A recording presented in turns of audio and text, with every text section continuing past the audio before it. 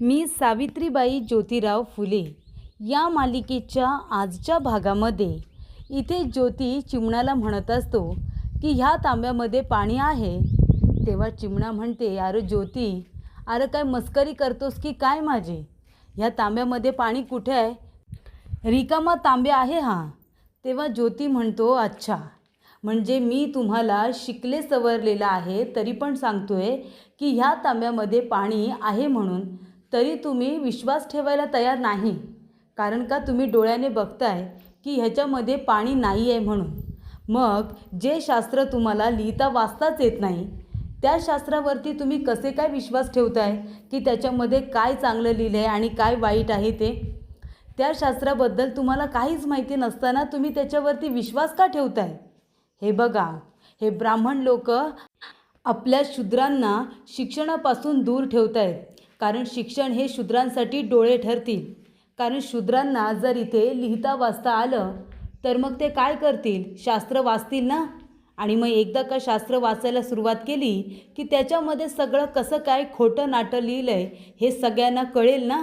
म्हणूनच ते लोक आपल्याला शिकू देत नाही, पण ते लोक मात्र शिकत असतात. या गोष्टीचा तुम्ही विचार करा. मी शिकलो तर माझं कौतुक, माझा जय जयकार. आणि ते जर सावित्रीने केलं तर सावित्रीने काहीतरी जगावेगळं चुकीचं केलं असं का? तुम्हाला कळत नाही आहे. सावित्रीने ते पत्र वाचलं म्हणून आपल्या घराला इथे आता हार ठोकलं नाही आणि राग काढला तिच्या शिक्षणावरती. हे कितपत योग्य आहे? मी जातोय सावित्रीला शोधायला. सावित्रीला तुम्ही थोडं समजून घेतलं असतं, मी येईपर्यंत थोडी वाट बघितली असती तर जास्त बरं झालं असतं. तेव्हा इथे दादा म्हणतात, ज्योती थांब बाबा, मी पण येतो सुनबाईला शोधायला. तेव्हा इथे लगेचच पारू म्हणते, सासूबाई तुम्ही जरा गणूकडं लक्ष द्या, मी पण जाऊन आलेच. तर इथे गंगाधर शास्त्री आहे ना, तो आपल्या बायकोवरती भयंकर चिडलेला असतो.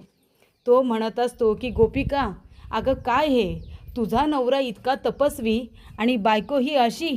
छी, देवा देवा परमेश्वरा, ही कुठली पॅद माझ्या गळ्यामध्ये बांधलीत तुम्ही? अहो मी इतका हुशार तपस्वी आणि ही माझी बायको अशी, जिला माझी लाज कुठे राखायची तेच माहिती नाही आहे.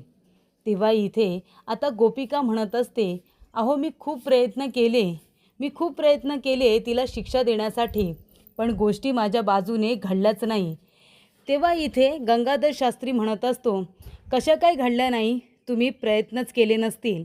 तेव्हा विनायक पंत म्हणत असतो, नाही पंत, काकींनी प्रयत्न केले. पण गंगाधर शास्त्रींच्या बोलण्याचा राग गोपिकाला आलेला असतो. गोपिका म्हणते की मी प्रयत्न केले की नाही ते विचारा यांना, पण तुमचं बोलणं हे मला काही सहन होत नाही. तेव्हा इथे बाईची जात ही अशीच असते, ती काही कामाची नाही. तुम्ही माझी बायको म्हणून मला शोभतच नाही. हे शब्द तिला बोलल्यानंतर गोपिकाला भयंकर त्या गोष्टीचा राग आलेला असतो आणि ती रुसून निघून गेलेली असते. तेव्हा विनायक पंत म्हणतात की पंत, मला असं वाटतं की आता सावित्री जिथे कुठे असेल, एकटी असेल, काय करायचं? तेव्हा इथे गंगाधर शास्त्री म्हणतो की एक काम करा, जिथे कुठे ती सावित्री असेल ना, तिला पकडून वाड्यावरती घेऊन या. तिथे काय करायचं, तिला काय शिक्षा द्यायची ना, ती मी बघतो. त्यानंतर इथे आता सावित्रीला शोधण्यासाठी दादा, त्याचबरोबर इथे ज्योती आणि पारू सगळेजण गेलेले असतात. पण सगळेजण इथे तिला शोधून येतात ना, कुणालाही सापडत नाही सावित्री. मळ्यामध्ये, गावामध्ये सगळीकडे तिला शोधून आलेले असतात, रानामध्ये सुद्धा, पण सावित्री कुठेही सापडत नाही. पारू म्हणत असते, आपण समजेजण किती वाईट वागलो जाऊबाईंजवळ.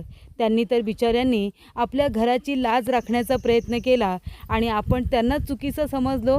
हे खूप जास्त चुकीचं केलं आपण, मला हे पटत नाही.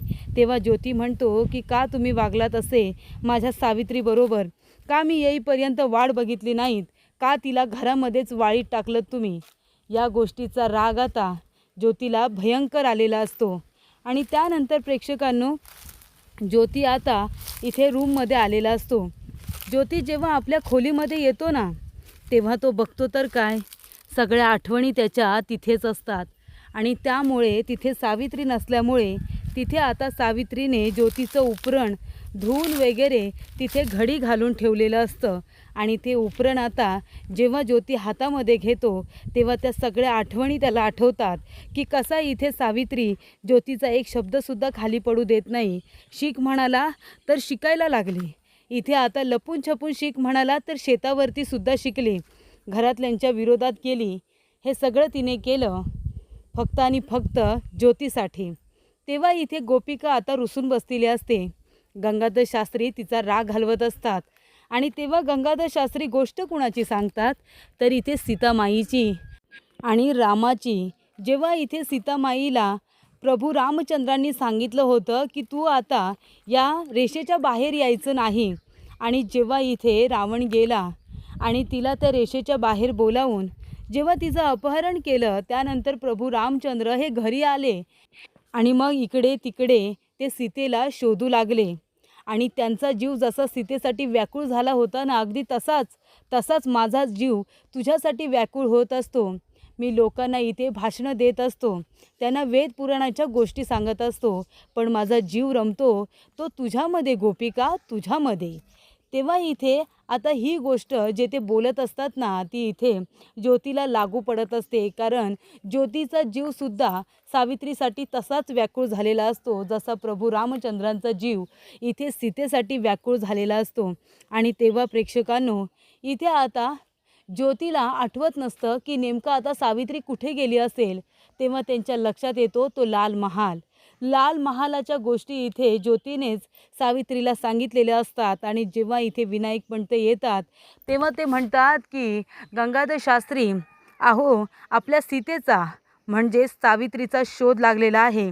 सावित्री जिथे कुठे आहे ना, ती बातमी पक्की असेल तर तिला तिथून उचला आणि वाड्यावरती घेऊन या. आणि इथे आता ज्योतीला सुद्धा समजलेलं असतं की सावित्री दुसरीकडे कुठेही जाणार नाही, माहेरी तर मुळीच ती जाणार नाही.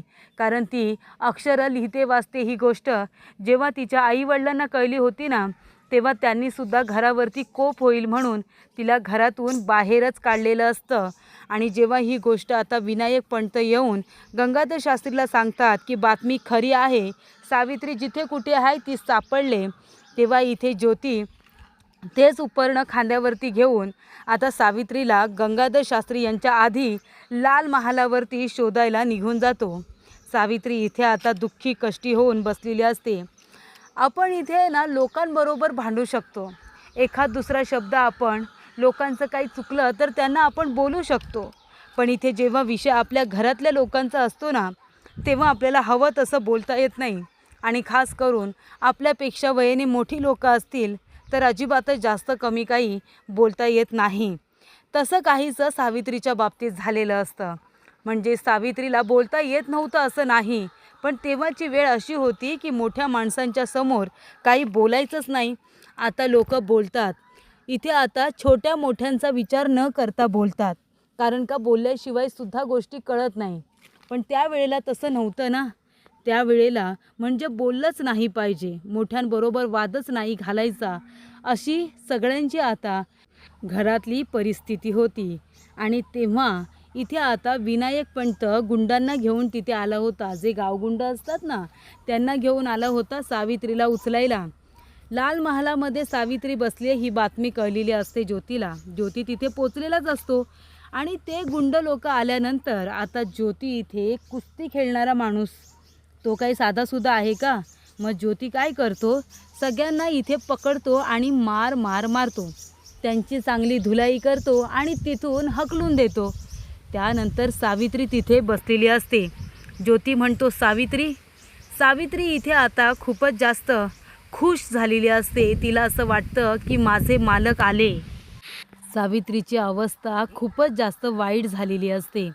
जेव्हा इथे ज्योती येतो ना, तेव्हा सावित्री उभी राहते आणि म्हणते मालक, आणि ती उभी राहून घट्ट इथे ज्योतीला मिठी मारते.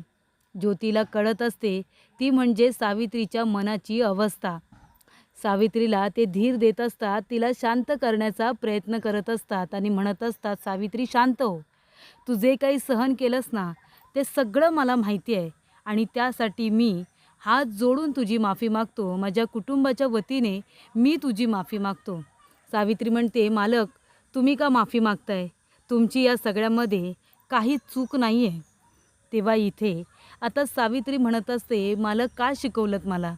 खरं सांगा ना, का शिकवलंत? नसतं शिकवलं तर जास्त बरं झालं नसतं का? अहो इथे मी शिकले म्हणून घरावरती संकट येत आहेत असं सगळे म्हणत आहेत. मी शिकले म्हणून आपल्या पोटाला पोर नाही असं म्हणत आहेत. मग जर तुम्ही मला शिकवलं नसतं तर या सगळ्या गोष्टी घडल्या नसत्या ना. तेव्हा ज्योती म्हणतो, सावित्री तू सुद्धा त्या भुरसटलेल्या विचारांसारखी विचार करू नकोस. तुला माहिती आहे ना, अगं हे शूद्र लोक म्हणजे शिकू नये यासाठी ब्राह्मणांनी हा तयार केलेला कावा आहे. आणि त्याच्यामध्ये आता तू मला सांग, मी शिकलो तर सगळ्यांना चांगलं वाटलं, पण शूद्रांमधली एक स्त्री शिकली तर सगळ्यांना इतका राग का आला? म्हणजे ब्राह्मण मला विरोध करतात. मी शिकलो म्हणून सगळे ब्राह्मण गंगाधर शास्त्री मला अडकवण्याचा प्रयत्न करतात. पण तू शिकलीस तर इथे शूद्रच शूद्राला थांबवायला लागले गं. म्हणजे त्यांनाच ही गोष्ट पचनी पडत नाही आहे. सांग बरं. म्हणजे इथे आता स्त्रीने कसं जगायचं तर पुरुषाच्या मताप्रमाणे जगायचं. इथे चार भिंतींच्या आतच राहायचं आणि त्याला गोड गोंड शब्द काय दिलाय तर घरंदाजपणा. इथे नवऱ्याची मर्जी राखायची. नवऱ्याचं नाव घ्यायचं नाही, घ्यायचं ते उखाण्यातून, ते घेताना पण लाजायचं. म्हणजे मुलींनी असंच राहायचं का? असंच त्यांनी त्यांचं आयुष्य काढायचं का? का त्या लोकी पुढे येऊ शकत नाही का? त्यांना पुरुषा इतकी बुद्धी नसते का? मला असं वाटतं की प्रत्येक स्त्रीने शिकलं पाहिजे, सगळीने साक्षर बनलं पाहिजे. आपण ना नुसती सावित्री शाळा काढणार होतो, पण आता आपल्याला फक्त इथे शूद्रांसाठी शाळा काढून जमणार नाही आहे, तर आपल्याला मुलींची शाळा काढायची आहे. मुलींची, त्याच्यामध्ये सगळ्या जाती धर्माच्या मुली शिकल्या पाहिजे. सगळ्यांनी शिक्षित बनलं पाहिजे. कारण का, मी तुला ती बिल्डिंग दाखवलेली माहिती आहे, ज्याच्यामध्ये स्टार्टिंगला ब्राह्मण, मग दुसऱ्यांदा क्षत्रिय, वैश्य आणि मग शूद्र. त्या प्रत्येक घरामध्ये आहे ना, त्या प्रत्येक मजल्यामध्ये एक अशी काळी कुट्ट खोली आहे ना, की त्याच्यामध्ये प्रत्येक स्त्री ही अडकून पडलेली आहे. त्या प्रत्येक स्त्रीला, त्या मुलीला आपल्याला बाहेर काढायचं आहे. आणि म्हणूनच आपल्याला शाळा सुरू करायची आहे, ती फक्त आणि फक्त मुलींची शाळा. कारण मुलांना शिकण्याचं स्वातंत्र्य आहे, पण मुलींना नाही. तेव्हा सावित्री म्हणते, ठीक आहे आपण मुलींची शाळा काढू, पण खूप विरोध होईल, खूप लोक चिडतील. अहो मी शिकले तर एवढं सगळं घडलं, मुलींची शाळा काढली तर? तेव्हा ज्योती म्हणत असतो, सावित्री घाबरू नको, तू तू कुठे उभी आहेस ते बघ ना. अगं इथे या ठिकाणी जिजामातेने आहे ना, म्हणजे जिजाऊने शिवबांना घडवलं होतं.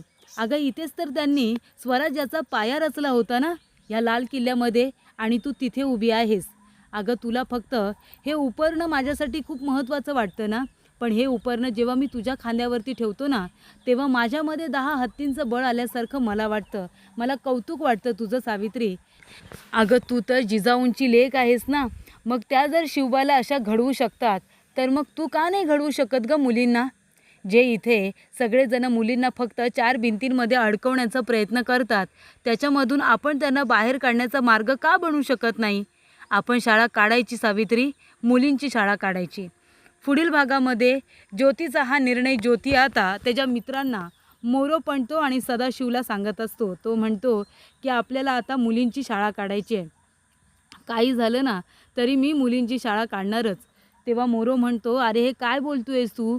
तुला कळतंय का ज्योती? अरे मुलींना शिकायचं नाही, त्यांना शिकण्याचं स्वातंत्र्य नाही, विरोध केला जाईल, पुन्हा काही ना काहीतरी वादविवाद होतील.